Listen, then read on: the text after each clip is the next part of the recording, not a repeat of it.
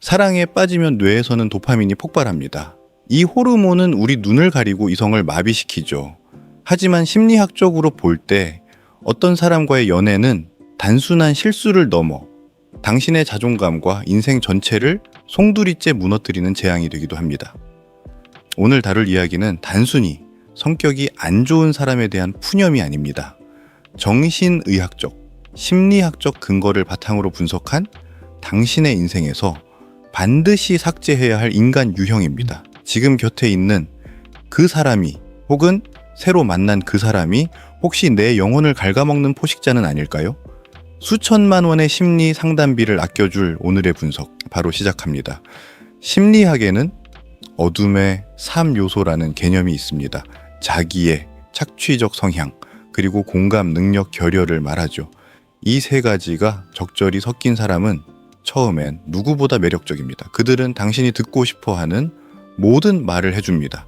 이를 심리학에서는 러브바밍이라고 부르죠. 하지만 목적을 달성한 순간 그들의 본색이 드러납니다.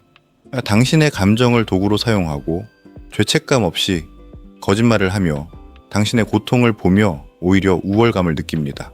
이들과의 연애에서 가장 위험한 건 공감의 비대칭입니다. 당신은 그들을 이해하려 애쓰지만 그들은 당신을 이해해야 할 하드웨어 자체가 없습니다. 이들에게 당신은 사랑하는 파트너가 아니라 자신의 자존감을 채우기 위한 공급원일 뿐입니다. 만약 상대가 지나치게 자기중심적이고 타인의 고통에 무감각하다면 뒤도 돌아보지 말고 도망치세요.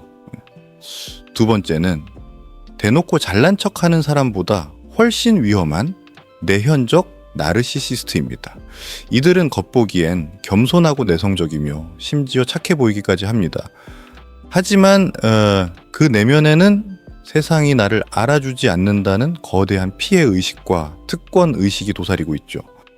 이들의 주무기는 죄책감 유발입니다. 갈등이 생기면은 논리적으로 대화하는 것이 아니라 자신이 얼마나 상처받았는지를 강조하며 당신을 가해자로 만듭니다. 내가 부족해서 그래. 어차피 나만 참으면 돼. 같은 말로 당신의 판단력을 흐리게 하죠. 심리학적으로 이들은 자신의 정서적 결핍을 채우기 위해 파트너를 끊임없이 자기 검열하게 만듭니다. 이들과 오래 사귀면 당신은 어느새 내가 정말 나쁜 사람인가? 라며 스스로를 의심하는 가스라이팅의 늪에 빠지게 됩니다. 그들의 슬픈 눈망울 뒤에 숨겨진 통제 욕구를 간파해야 합니다. 세 번째는 여러분을 가장 지치게 만들 유형, 바로 공포 회피형 애착을 가진 사람입니다.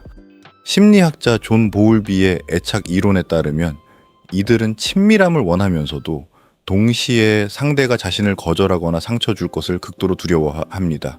이들과의 연애는 마치 가다서다를 반복하는 고장난 자동차와 같습니다. 관계가 깊어질 것 같으면 갑자기 차갑게 돌변하거나 잠수를 타거나 혹은 말도 안 되는 이유로 시비를 걸어 거리를 둡니다. 당신이 지쳐서 떠나려 하면은 다시 눈물을 흘리며 붙잡죠. 이 밀당은 의도적인 전략이 아닙니다. 그들의 내면에 자리 잡은 심각한 불안과 불신이 만든 생존 본능입니다. 하지만 그 결과는 참혹합니다. 당신은 상대의 기분을 살피느라 24시간 긴장 상태에 놓이게 되고 결국 정서적 소진 상태에 이르게 됩니다. 사랑은 안식처여야지 전쟁터가 되어서는 안 됩니다. 가장 끊어내기 힘든, 그래서 가장 위험한 유형입니다. 바로 행동주의 심리학자 B.F. 스키너가 발견한 간헐적 강화의 덫을 놓는 사람입니다. 도박이 왜 무서울까요? 매번 따기 때문이 아니라 언제 터질지 모르기 때문입니다. 연애도 마찬가지입니다. 평소엔 당신을 무시하고 비난하다가 아주 가끔씩 세상에서 가장 다정한 사람처럼 행동하며 보상을 줍니다. 이때 당신의 뇌에서는 강력한 도파민이 분출됩니다. 이 불규칙한 보상은 뇌를 중독시킵니다. 조금만 버티면은 그때 그 다정한 모습으로 돌아올 거야 라는 착각에 빠지게 하죠. 사실 상대는 당신을 사랑하는 것이 아니라 자신의 필요에 따라 당신이라는 자판기를 조작하고 있는 것일지도 모릅니다. 학대와 사랑을 교묘하게 섞어서 주는 사람. 이들은 당신의 이성적인 판단력을 마비시키고 결국엔 자존감을 바닥까지 끌어내립니다. 가끔 잘해주는 것은 사랑의 증거가 아니라 중독의 도구일 뿐이라는 사실을 반드시 기억하세요. 심리학자 줄리언 로터는 인간의 통제 신념을 두 가지로 나누었습니다. 내면에 집중하는 사람과 외부 탓을 하는 사람이죠. 절대 사귀지 말아야 할 마지막 유형은 모든 불행의 원인을 밖에서 찾는 외적 통제 소재가 강한 사람입니다. 이들은 자신의 실수나 실패를 결코 자신의 탓으로 돌리지 않습니다. 운이 나빠서, 상사가 이상해서, 혹은 네가 그때 그렇게 말해서라며 모든 책임을 전가합니다. 심리학적으로 이런 태도는 자기 방어 기제가 지나치게 비대해진 결과입니다.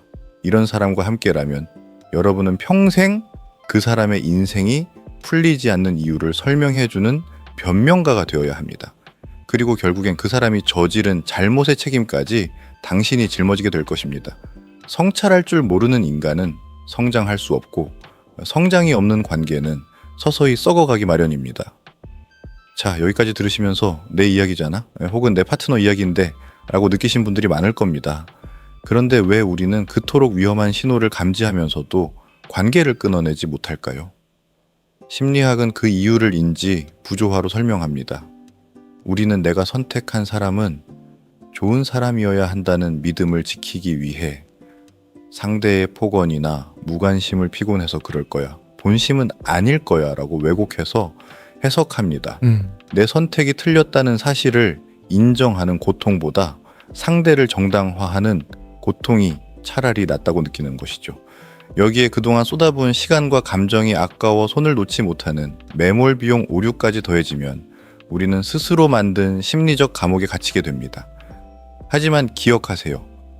썩은 밧줄을 잡고 있는 시간이 길어질수록 당신이 떨어질 낭떠러지의 깊이만 깊어질 뿐입니다. 그렇다면 우리가 지향해야 할 건강한 관계는 어떤 모습일까요?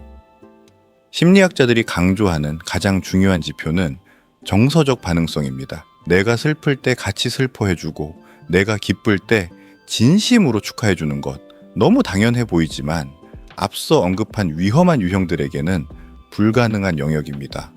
건강한 파트너는 자신의 잘못을 인정할 줄 아는 자아 성찰 능력이 있으며 갈등 상황에서 비난이 아닌 나 전달법을 통해 대화하려 노력합니다. 무엇보다 중요한 것은 그 사람과 함께 있을 때 당신의 세계가 좁아지는 것이 아니라 더 넓어지고 자유로워진다는 느낌을 받아야 한다는 것입니다. 정신분석학자 카렌 호나이는 진정한 사랑은 타인을 있는 그대로 수용하는 것이지만 그것이 나 자신을 파괴하는 것을 허용하라는 뜻은 아니다라고 경고했습니다. 만약 지금의 연애가 당신의 자존감을 깎아먹고 주변 사람들과의 관계를 단절시키며 당신을 자꾸만 작아지게 만든다면 그것은 사랑이 아니라 정서적 학대일 가능성이 큽니다. 상대를 변화시키려 노력하지 마세요. 심리학적으로 타인을 변화시키는 것은 불가능에 가깝습니다. 우리가 유일하게 통제할 수 있는 것은 누구를 내 곁에 둘 것인가를 결정하는 나의 의지뿐입니다. 오늘 이 영상이 여러분의 마음속에 작은 경종을 울렸기를 바랍니다.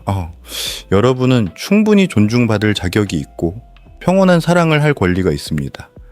더 이상 나쁜 관계에 당신의 소중한 에너지를 낭비하지 마세요. 당신이 자신을 사랑하기 시작할 때 비로소 진짜 사랑이 찾아올 것입니다. 오늘 긴 영상 끝까지 시청해 주셔서 감사합니다. 여러분의 마음 건강을 지키는 데 도움이 되었다면 구독과 좋아요 잊지 마시고요.